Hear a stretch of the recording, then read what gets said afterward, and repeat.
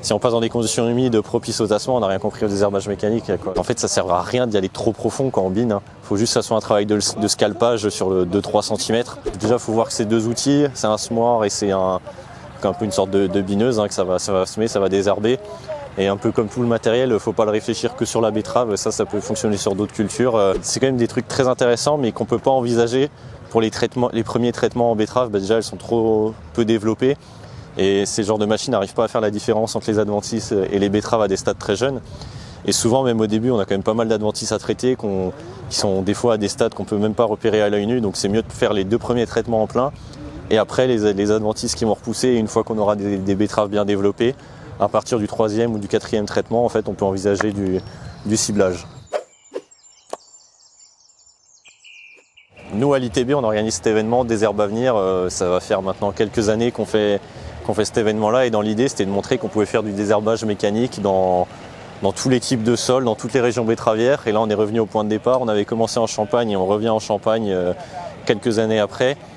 Et on voit que les constructeurs sont toujours présents, on voit que le public est présent. Donc c'est quand même une grosse satisfaction de voir que les agriculteurs s'intéressent au désherbage mécanique.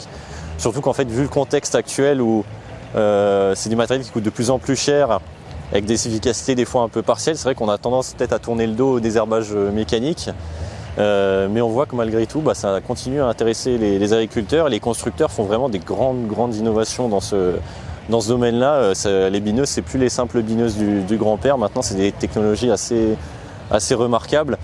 Et on voit que dans le futur, de toute façon, on a quand même une pression, même nous côté institut et les filières, qu'on va avoir de moins en moins d'herbicides disponibles et qu'il va falloir trouver des solutions alternatives.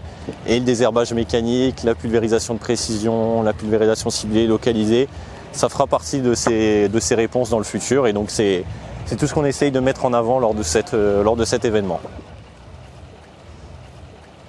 Donc là, pour rappeler un peu les principaux réglages à faire en betterave avec la RC Tri, c'est vrai que c'est un outil qui est assez intéressant. En betterave, nous on conseille de passer, il faut que la betterave soit quand même assez développée, parce que ça reste un outil qui peut être destructeur. Donc passer à partir du stade 4 feuilles et toujours bien ajuster en fait la tension des ressorts, les résistances qu'on va avoir au niveau des dents. C'est ça tout le gros enjeu. Maintenant, c'est bien parce que les constructeurs ont quand même simplifié cette opération. On peut régler hydrauliquement, par exemple, depuis la cabine, la pression de ses dents. Donc c'est pas mal. Et le gros intérêt, c'est de trouver le compromis entre sélectivité et efficacité.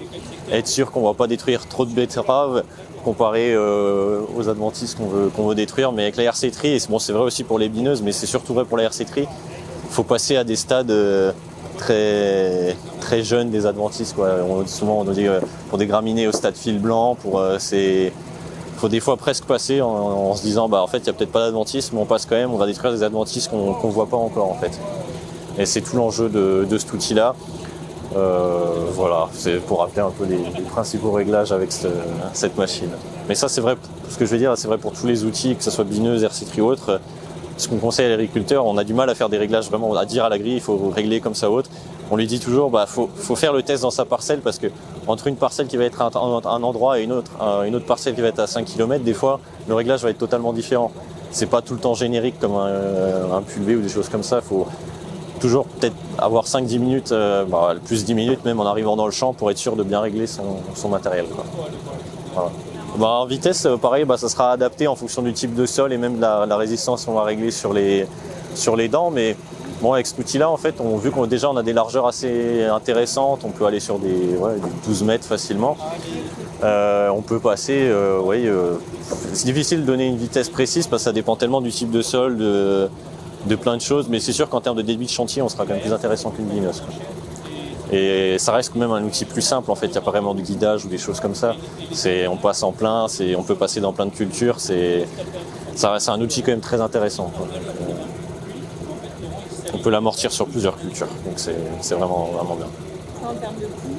En termes de coût, ça reste beaucoup moins cher qu'une bineuse. Comme dit, il n'y a pas de caméra ou des choses comme ça. Donc après maintenant, avec toutes les technologies autres, ça peut aller de 15 000 à 30 000 euros, quoi, une RC Tri. Mais comme dit, on a de la largeur de travail, on a du débit de chantier, donc c'est intéressant aussi.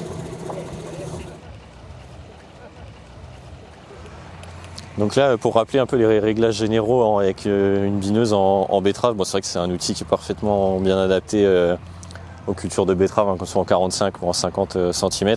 Et nous, ce qu'on dit à l'ITB, c'est vrai qu'on peut passer quand même assez tôt dès le stade de feuille, mais c'est vrai que c'est intéressant d'avoir les éléments de protection. Donc là, on voit qu'il y en a présents sur la bineuse, hein, juste pour protéger le rang de betterave, hein, parce qu'à des stades jeunes, on a vite fait de les détruire. Hein. Donc après, on va dire le conseil général quand on va faire du binage, en fait, ça sert à rien d'y aller trop profond quand on bine. Hein. Faut juste que ça soit un travail de scalpage sur le 2-3 cm. Bon, à adapter après en fonction du type de sol ou autre. Mais ça sert à rien de vouloir aller trop profond quand on va biner. Et donc on peut compléter un peu l'efficacité, on va dire, sur le rang quand on va rajouter des équipements type moulinet. Donc on peut voir sur d'autres bineuses, bon là qui ne sont pas équipées, mais qui vont permettre de se rapprocher du rang. Mais encore une fois, c'est à des stades bien précis, entre le stade 4 et 8 feuilles. Après, ça risque d'être trop destructif pour la betterave. Et en équipement qui est intéressant aussi et qu'on conseille à l'ITB, là c'est bien, celle-là elle est équipée. Bon, je sais pas si c'est le terme exact, mais c'est les sortes de peignes en fait qu'on va retrouver derrière la bineuse, parce que le travail de la bineuse, ça va être de scalper les adventices. Et en fait, ces sortes de peignes vont venir compléter le travail en retournant après l'adventice derrière. Donc on gagne quand même en efficacité, et ça c'est très intéressant. Et bon, après, comme dit, qui dit bineuse maintenant, dit dispositif de guidage. Il y a la bineuse, et là il y a l'interface. Et l'interface, il faut qu'elle soit bien stabilisée, donc elle est bien terrée, et c'est ça qui va en fait, il y a des vérins qui va bouger l'outil pour guider au plus près l'élément de binage, pour que ça soit au plus près de la betterave sans toucher la betterave. Alors bah là, interface, caméra, bineuse, on peut se rapprocher de 60-70 000 euros, quoi. Donc, bon, après c'est des fourchettes, hein, mais de toute façon, une bineuse sans caméra, on peut être à 20-30 000 euros, on rajoute la caméra, on fait x2, on rajoute une interface, on rajoute encore un billet, mais c'est le prix de la précision, quoi. Donc c'est toujours pareil. Vers de Terre Production, c'est aussi un réseau d'experts qui vous propose des formations financées Vivea. Pour en savoir plus, cliquez sur le lien en description, et puis on vous souhaite un bon visionnage. En fait, les moulinets, on a l'impression que ça travaille le rang, mais ça travaille très proche du rang, quoi. Et l'idée, c'est que ça vienne embrasser un peu la betterave, et on voit que c'est du caoutchouc, il y a une partie qui doit un peu poser sur. Là, c'est bien réglé, par exemple.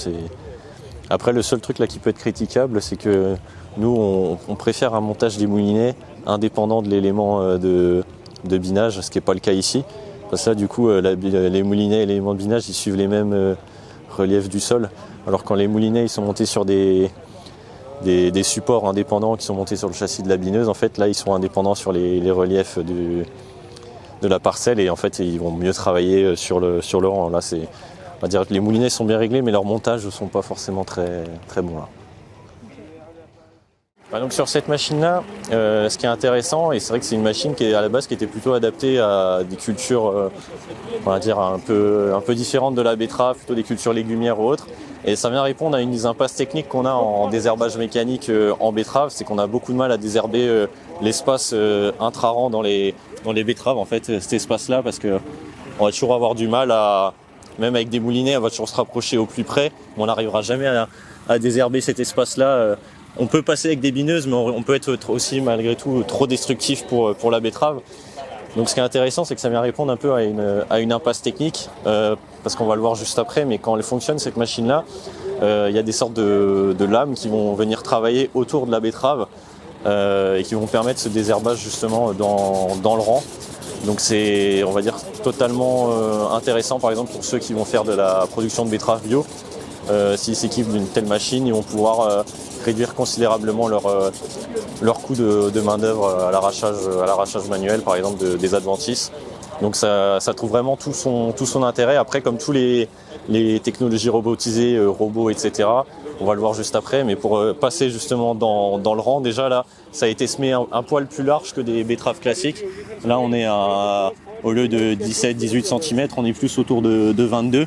C'est justement pour permettre de laisser de la place pour pouvoir passer avec les couteaux.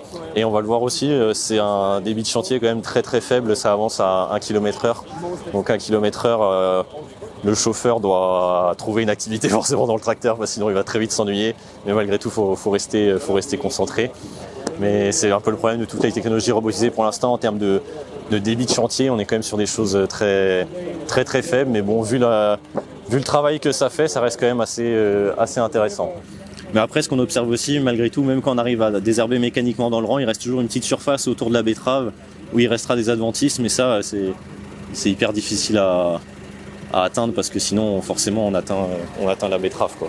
Ça reste un travail superficiel, comme tous les robots.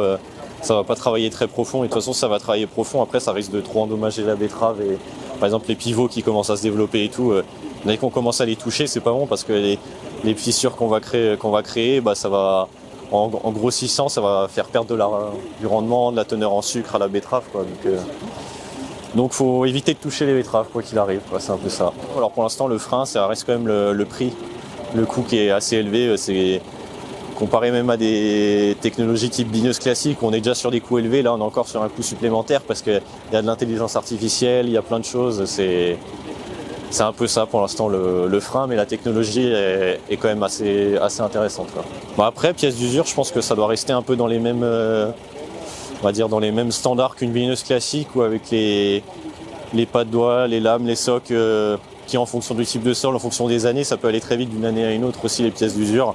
Mais je suis pas sûr que ça s'use plus vite, même en travaillant sur le rang, et même si c'est des couteaux qui vont faire plein de mouvements assez répétitifs. Je pense qu'on reste dans des standards pour tout ce qui est bineuse, comme pour les bineuses et les RC-Tri, quoi. Vu que c'est le robot qui sème très précisément et qui positionne chaque graine avec sa précision RTK, les betteraves sont alignées comme ça et sont alignées comme ça. Et nous, ce qu'on a même testé à l'ITB, c'est de semer avec le Farm Droid. Et là, d'élargir un peu l'écartement intra-rang, j'ai dit que c'était un peu là la contrainte qu'on avait en désherbage mécanique, et c'était de passer avec une bineuse dans les deux sens. Et du coup, on a réussi à passer comme ça en perpendiculaire des sens du semis et aussi en parallèle du sens du semis, et comme ça on désherbe un peu tout autour de la betterave. Après il reste quand même une surface autour de la betterave on a du mal à passer très près, quoi. On prend une marge de sécurité et on touchera jamais totalement la betterave, quoi. Mais c'est pas mal à tester, mais là on perd un peu plus en population parce que on avait semé en 50 par 25 et l'intra-rang il était de 25 cm, et quand on est à 25 on perd forcément en population, mais pareil si c'est du bio, bon, on peut rester acceptable, quoi. Voilà, ouais, c'est un peu deux outils en un, quoi. Il sème et une fois qu'il a semé, et il va venir désherber l'inter-rang, et il va venir désherber le rang avec des couteaux qui viennent dans le rang et qui viennent autour de la betterave pour travailler mécaniquement autour de la betterave. En gros, quand il sème, il est à 700 m/h. En désherbage, il peut aller presque à 900. Mais bon, même 900 m/h, ça reste, c'est faible, quoi. C'est pour le constructeur, il annonce une autonomie. Il peut gérer 20 hectares, mais déjà 20 hectares dans des années un peu humides, c'est très très compliqué à gérer. Non, c'est sûr, c'est des fenêtres en fait. Vu qu'il met beaucoup de temps à travailler, il faut 3-4 jours de beau devant soi. Pour être sûr, parce que s'il se met à pleuvoir, il s'arrête de bosser et après il faut le relancer, et souvent c'est pas bon, quoi. Et en soi il est autonome parce que après au moment du semis, par exemple mars-avril, où les journées sont pas encore très longues, des fois il va s'arrêter en pleine nuit car il aura plus de batterie. Mais sur les journées d'été, au mois de juin par exemple, il peut tourner vraiment 24 heures sur 24. Non, il est vraiment autonome avec son panneau solaire, quoi. Là, la particularité, contrairement à celui-là, c'est que lui, il n'a aucun dispositif de reconnaissance, il n'a pas de caméra ou de choses comme ça. Vu qu'en fait, au moment du semis, il sait la position avec la précision RTK de la graine de betterave, il a sa petite carte enregistrée, et il sait en fait quand il va venir biner où se situe la betterave et où il peut passer son couteau. Et c'est ça la différence presque avec toutes les autres technologies, même les bineuses qui ont des caméras, des choses comme ça et tout. Ça, c'est au moment du semis, il enregistre la position de chaque graine, et c'est pour ça que c'est semé ici précisément aussi. Et comme ça, après, il sait qu'il peut venir travailler autour mécaniquement avec ses couteaux. Au final, ça, à part le positionnement de la graine au niveau RTK, ça reste une machine assez simple. Pour l'avoir bricolé un peu, il n'y a pas de trop de drill, il n'y a pas d'hydraulique, pas de choses particulières. C'est juste l'électronique et le positionnement RTK de la graine qui est important. En termes de coût, ça coûte, ça doit tourner autour de 130, 140 000 euros, quelque chose comme ça à l'investissement. Après, donc déjà, il faut voir que c'est deux outils, c'est un semoir et c'est un peu une sorte de bineuse, que ça va semer, ça va désherber. Et un peu comme tout le matériel, il ne faut pas le réfléchir que sur la betterave, ça peut fonctionner sur d'autres cultures. Ça peut être testé, j'ai pas trop d'exemples en tête, mais dans une rotation, je sais qu'on peut se faire du colza avec, on peut tester plein de choses en fait avec le robot. Il faut juste que ça soit des petites graines et que ça soit pas semé trop profond. C'est pour ça que la betterave ça allait bien. Mais initialement le robot était même pas adapté aux betteraves, quoi. C'est juste des gens qui ont fait des tests en betterave et qui ont vu que ça allait bien aussi, quoi. Mais il faut juste des petites graines et ça fonctionne. Et changer les disques de semis du coup quand on change de culture, mais sinon ça fonctionne bien. Ouais. C'est vrai que là il y a un peu plus d'usure pour en avoir discuté avec des utilisateurs là, de ce robot là. Il y a un peu plus d'usure, c'est des pièces un peu plus fragiles là, on le voit même. Au niveau ils appellent ça les fils de désherbage, tout ça, même les couteaux. Je sais que nous, on doit souvent, presque tous les ans, on doit les changer. Ça s'use un peu, c'est peut-être un peu le point négatif, les pièces d'usure en vrai, sur ce type de robot. Après, nous, on n'a pas d'autres problèmes, que ce soit avec les panneaux solaires ou des choses comme ça. Enfin, ça fonctionne assez bien, la longévité du truc est assez bien assurée, quoi. Là, ils ont développé une nouvelle technologie pour faire du spot spray. En gros, pour remettre par exemple un produit, ou ça peut être herbicide ou du biocontrôle, n'importe quoi, juste sur la betterave. Comme je disais avant, il connaît la position de la betterave au RTK. Mais bon, c'est vraiment bien nouveau, mais ça montre aussi que ça peut être, dans le futur, peut-être utilisé par des agriculteurs conventionnels. Parce que même si ça désherbe autour de la betterave, ça reste...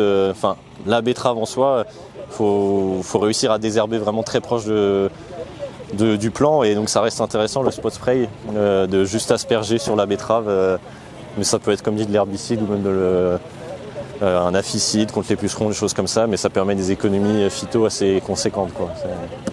Donc c'est une technologie qui là on l'a pas en démo, mais c'est en train de se démocratiser aussi. Ouais.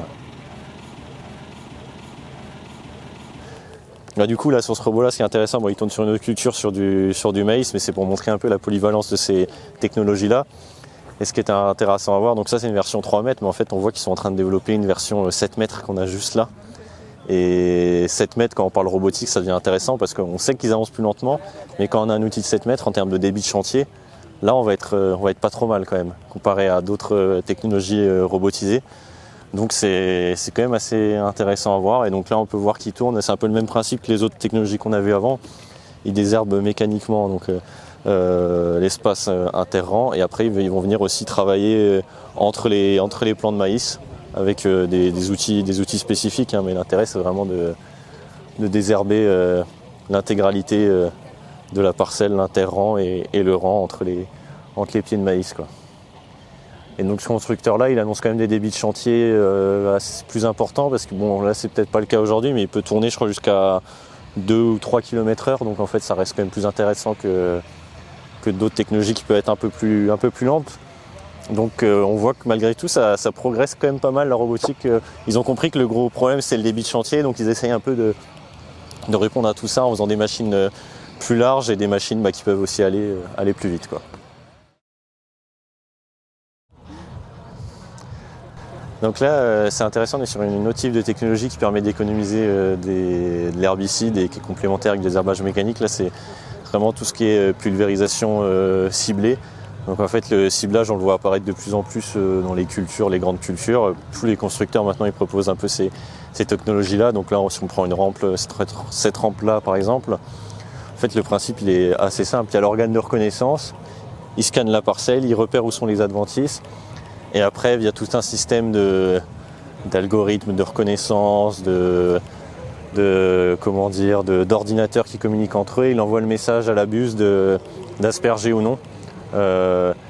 Et c'est là qu'en fait on va économiser l'herbicide, on va appliquer que sur ce que la machine va détecter. Et donc en fait ces technologies-là vont être plus précises. Déjà, s'il y a beaucoup de caméras, on augmente la précision. Et si on augmente aussi le nombre de buses, si on a des écartements de buses qu'on passe de 50 à 25 par exemple, on va aussi gagner en précision d'application. Nous, ce qu'on a pu voir à l'ITB pour l'instant, où en sont les technologies, c'est que c'est quand même des trucs très intéressants, mais qu'on ne peut pas envisager pour les premiers traitements en betterave. Déjà, elles sont trop peu développées, et ces genres de machines n'arrivent pas à faire la différence entre les adventices et les betteraves à des stades très jeunes. Et souvent, même au début, on a quand même pas mal d'adventices à traiter qui sont des fois à des stades qu'on peut même pas repérer à l'œil nu. Donc c'est mieux de faire les 2 premiers traitements en plein. Et après, les adventices qui vont repousser, une fois qu'on aura des betteraves bien développées, à partir du 3e ou du 4e traitement, en fait, on peut envisager du ciblage. Et c'est là que ça devient intéressant et qu'on va économiser des produits phyto. Mais pour les premiers traitements, et c'est on va dire là pour l'instant qui est tout l'enjeu, c'est de réussir à faire du ciblage dès les premiers traitements. La majorité des constructeurs ils proposent des pulvées déjà équipées avec la technologie et il n'y a pas vraiment encore de rétrofit possible, enfin d'équipement qui peut être monté sur des pulvées existants, même si ça commence à se développer aussi parce qu'économiquement ça peut être intéressant de rééquiper son pulvé avec des technologies de ce type. Mais vu que ça implique beaucoup de choses, des technologies de précision, des stabilisateurs de rampe, des buses spécifiques et tout, c'est quand même mieux de l'avoir équipé d'usine, quoi. Et nous, ce qu'on a pu voir en fait sur ces technologies-là, on peut quand même traiter à des vitesses assez intéressantes et avoir de la bonne qualité de détection. Mais le gros intérêt, et là où il faut faire attention, c'est surtout de ne pas passer n'importe quand. Comme dit, les premiers traitements herbicides, c'est quand même compliqué à envisager avec des technologies de ciblage et surtout dans des parcelles très sales. En fait, quand on a une parcelle très sale, on va appliquer presque de l'herbicide à peu près partout. Et donc en fait, est-ce qu'il y a un vrai intérêt à faire du ciblage? Pas forcément, quoi. Donc, c'est pour ça que c'est intéressant à partir du moment où on a des betteraves développées et quelques repousses d'adventices, quoi. Pour ces technologies-là, ce qui est vraiment intéressant, c'est d'avoir la machine bien équipée, donc pas seulement avec les dispositifs de ciblage, mais vraiment, ce que je disais, par exemple, des dispositifs de stabilisation de rampe. On peut avoir le meilleur technologie de ciblage du monde. Si la rampe, elle s'amuse à faire des mouvements, on perd tout l'intérêt du truc, quoi. Donc, et c'est pour ça que c'est des technologies pour l'instant qui coûtent quand même très très cher, ça. Par mètre de rampe, ils annoncent entre 2000 et 3000 euros. Donc sur du 36 mètres, même si on a 2000 euros, ça fait plus de 70 000 euros pour cibler. Mais on est au début de la technologie aussi. Donc, voilà, avec le pulvé qu'on a devant nous, ce qui est intéressant, c'est qu'on n'a plus du ciblage comme on a vu avant chez John Deere. Donc là, chez Horsch, ils proposent de la localisation. Donc comme son nom l'indique, en fait, c'est localiser l'herbicide sur le rang de betterave. Et c'est des trucs qu'on voyait pas mal, on va dire, pour des écartements à 50 cm. Et pour des écartements à 45, comme on retrouve dans toute la partie nord de la France, on ne le voyait pas trop encore. Et c'est vrai que Horsch propose ça et c'est très intéressant parce qu'en fait on localise juste l'herbicide sur le rang de betterave, donc on économise quand même une quantité de produits phytosanitaires assez importante. Et en fait c'est totalement complémentaire en plus avec un passage de bineuse par exemple, parce que la bineuse va travailler l'inter-rang et le rang va être désherbé chimiquement par ces technologies-là. Et comme dit, ça c'est quelque chose qui peut être monté même sur un pulvérisateur existant, donc économiquement c'est intéressant et à mon avis ça gagne à être connu parce que maintenant quand un champ est bien semé et que l'écartement est bon à 45 et tout, ça fonctionne vraiment bien la localisation et on met du produit vraiment que sur le rang de betterave, quoi. Donc c'est vraiment intéressant. Alors déjà en pulvérisant que sur le rang et en laissant une partie vierge dans l'inter-rang, on peut économiser, j'ai pas envie de dire de bêtises, mais des quantités assez importantes quand même d'herbicides, surtout quand, malgré tout, en fait, l'empreinte qu'on va faire au sol, ça va être peut-être plus large que juste la zone de la betterave, hein, mais c'est bien aussi parce que c'est une zone que va pas réussir à travailler la bineuse. Mais en termes d'économie, on doit être autour entre 50 et 60% d'économie d'herbicides, je pense, ou de gains d'IFT. C'est quelque chose qu'on avait testé plutôt dans les derniers traitements, dans les T3, les T4, la localisation, mais à l'époque c'était plus avec les technologies type rampe de localisation qui existent depuis des années mais qui ont fait leurs preuves et qui sont très très bien. Mais c'est vrai qu'avec ce type de pulvé, on a en plus du débit de chantier, parce que là on est sur du 36 mètres et ça passe en localisé sur 36 mètres.